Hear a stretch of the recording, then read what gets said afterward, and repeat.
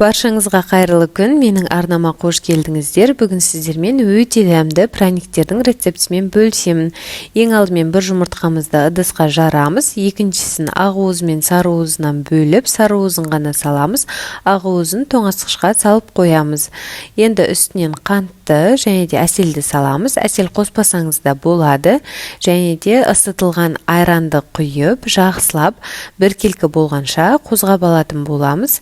Енді үстінен жарты ұнымызды салып, тағы да жақсылап араластырамыз. Араластырып болғаннан соң үстінен тұзды және де разрыхительді саламыз. Тағы да жақсылап қозғаймыз. Біздің массамыз көлемінен кішкене ұлғаюы тиіс. Міне дәл осындай болады. Енді тағы да кішкене ұнымызды салып, жақсылап қозғаймыз. Ал енді ерітілген сары майды құйып, тағы да жақсылап біркелкі болғанша араластырамыз. Ұнымыздың жарты бөлігін салып, қозғайтын боламыз. Біздің массамыз қолға жабысатын сұйық болады. Ал енді ұнымызды столымызға саламыз және де массамызды екіге бөліп, бір бөлігін осы ұнға иілеп алатын боламыз. Жақсылап қолымызбен араластырып, видеода көрсетілгендей жасайтын боламыз. Міне біздің қамырымыз дайын болып шықты. Ал енді қалтаға салып, кішкене уақытқа қойып қоямыз. Ол уақытта екінші қамырымызды дайындаймыз. Ол үшін какаоны столымызға салып, үстінен қамырымызды қоямыз. Тағы да жақсылап бірінші қамыр сияқты етіп, қолымызбен илеп аламыз. Міне көріп тұрғандарыңыздай біздің қамырымыз дайын болды. Ал енді қалтаға салып, бұл қамырымызды кішкене уақытқа тұнуға қойып қоямыз. Ол уақытта біз бірінші қамырымызды алып, видеода көріп тұрғандарыңыздай осылай қолымызбен ұзынша етіп жасап алатын боламыз. Және де бірнеше бөліктерге бөліп, домалатып шығатын боламыз. Міне дәл осылай жасаймыз барлығын. Одан соң осы столымызда қалған ұндарға осы праниктерімізді осылай аунатып шығамыз.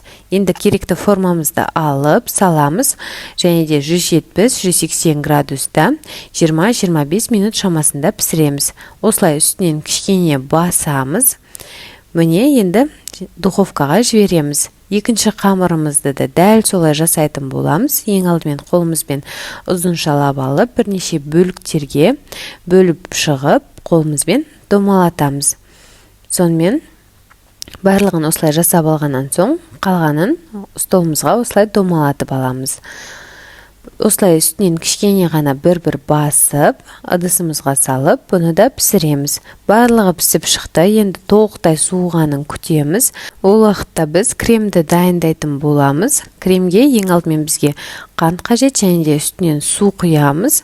Жақсылап араластырып, қантты ерітіп алу қажет болады. Осылай қайнағаннан соң оттың астын пәс қойып, шамамен 3-4 минуттай қайнататын боламыз. Ол уақытта біз ақуызды алып, миксердің көмегімен жақсылап осылай араластырып, қозғап, ағартып аламыз. 4 минут өткеннен соң қантымыздың дайын болғанын тексереміз. Ол үшін қасықты алып, осылай сырғытқан кезде біздің суымыз қатты сұйық болып ақпауы қажет. Осылай қасықтан жай ғана түсуі қажет болады. Сол кезде біздің қантымыздың дайын болғаны білінеді. Ал енді ақуызға жанынан ыстықтай күйінде құя отыра, жақсылап миксермен араластырып қозғап алатын боламыз. Сонымен біздің помадкамыз дайын. Ал енді помадкамызды екі бөлікке бөліп, осылай үстінен құйып праниктеріміздің жақсылап араластырып шығамыз. Міне бұл біздің шоколадты праниктеріміз. Ал енді екінші праниктерімізді салып, дәл сол секілді жақсылап араластырып аламыз. Одан соң осылай кептіруге қойып қоямыз. Біздің помадкамыз толығымен кеуіп қалуы қажет. Сонымен біздің праниктеріміз дайын, өте дәмді болып шығады. Жасап көруге кеңес беремін. Міндетті түрде жасап, өзіңіздің пікіріңізбен бөлісе отырыңыз. Егер де сізге видео рецепт ұнап жатса, менің каналыма тіркеліп, лайк басып, пікір қалдыруды ұмытпаңыз. Ас болсын!